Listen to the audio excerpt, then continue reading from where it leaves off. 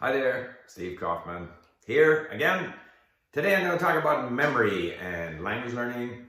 Remember, if you like these videos, please subscribe. And if you like this particular video, you can always give it a thumbs up if you want.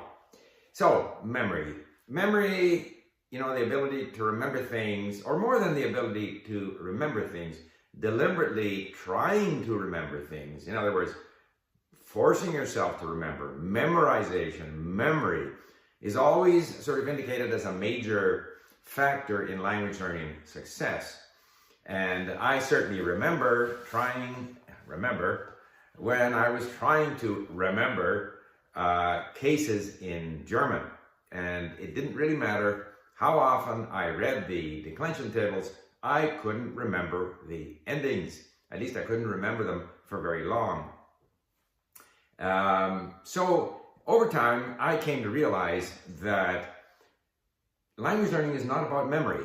Now, many people are committed to spaced repetition systems whereby some algorithm which presents words to you in a certain order based on some scientific study on how frequently and at what interval you need to see them in order to have a better chance of remembering them.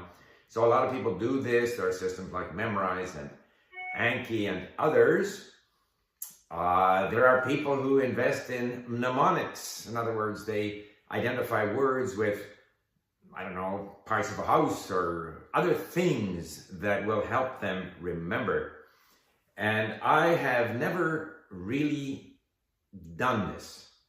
I did for a while, trying to nail down cases. I had tried it again with Russian case endings or conjugations of verbs in Romance languages.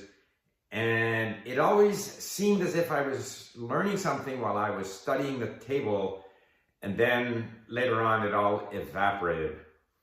And so I have come to the conclusion that, at least insofar as I am concerned, it doesn't work for me. And I think memory is overrated as an important skill in language learning.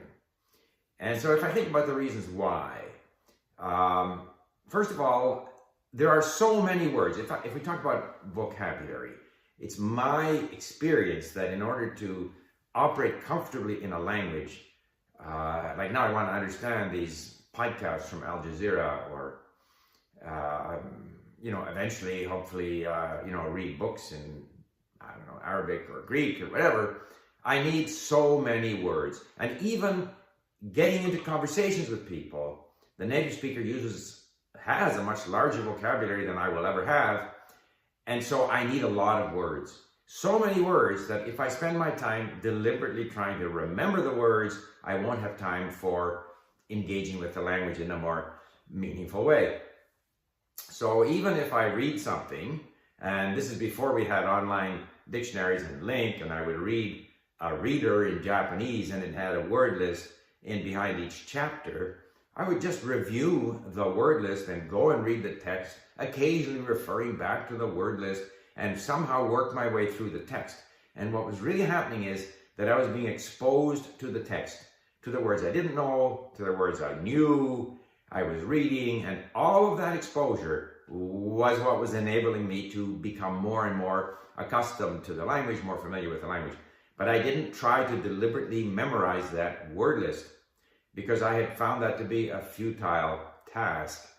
My memories of language are more, where was I when I was listening to I Promessi Sposi in Italian while jogging, or cross-country skiing through the woods, listening to, a Russian novel, Atsi Dieti, or whatever it might be. I remember, it's pleasant when we go back to languages we learned before. I still have the font. This is my t-shirt that I got. It was given to me by a friend, the Master and Margarita. But so that I have these pleasant memories of my previous involvement with languages that I have learned. And it's pleasant to do that. It's like rediscovering old friends. I go back, even within the languages that I'm now learning, Arabic and Persian and Turkish, I go back to stories that I did a while ago, and I'm rediscovering them and discovering, words that have appeared subsequently elsewhere, and then they show up there again, and I kind of firm up my sense of those words, and it's all a pleasant experience of rediscovery. So that I have learned that the key thing in language learning is your exposure to the language in meaningful contexts, listening and reading, and eventually speaking, which is also should be meaningful. Not talking about the weather in Vancouver, but engaging in meaningful conversations. So that all of this engagement with the language is how the brain gradually gets used to the new language. And trying to rely on sort of deliberate memorization is not a very, effective approach.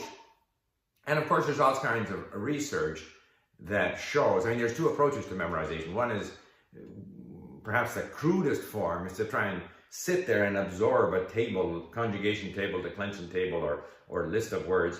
And there's all kinds of research that shows that this kind of block learning simply doesn't work.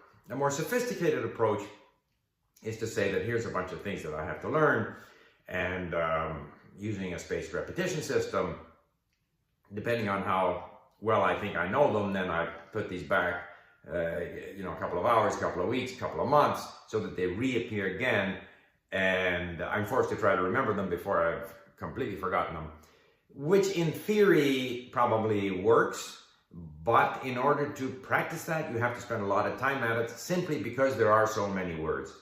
And I would rather spend my time engaging with interesting material rather than sitting there and deliberately reviewing these words, relying on this theory that somehow, the words will reappear just in the right frequency. I have found that some words you remember, some words you don't. Could be whatever association or something that makes certain words stick and other words not stick, and certain words that you remember for a while and then you forget and then you rediscover them again. And as long as you are doing enough reading and listening, these words, the ones you once learned and forgot and relearned, they'll keep coming back at you as you become familiar with the language. And if you are familiar with the language, eventually you'll start to be able to better use the language. Yes, there are people who understand well and don't speak well, don't speak as well as they would like. There is no quick solution there. You just have to keep doing it. Keep listening and reading, keep speaking, and fight your way through the difficulties that you have in finding the words you need, in getting the construction right. Just keep doing it. Keep doing it. Occasionally refer to the grammar, just to kind of refresh your memory, but just keep using the language. And that's what it is. So that this sort of deliberately, how can I best memorize, and how can I memorize the greatest number? Or in Japan, they have these books of words you need to know for TOEIC. And I have found that in order to be effective in the language, in order to do well on a TOEIC exam or any other exam, you just need such a broad-based level of familiarity with the language vocabulary that no deliberate strategy of just learning these words is going to do it. So there you have it, my take on memory and language learning. And one more thing, if you would like to receive my 10 email course on my tips to language learning, please click on the link here in the video. Bye for now.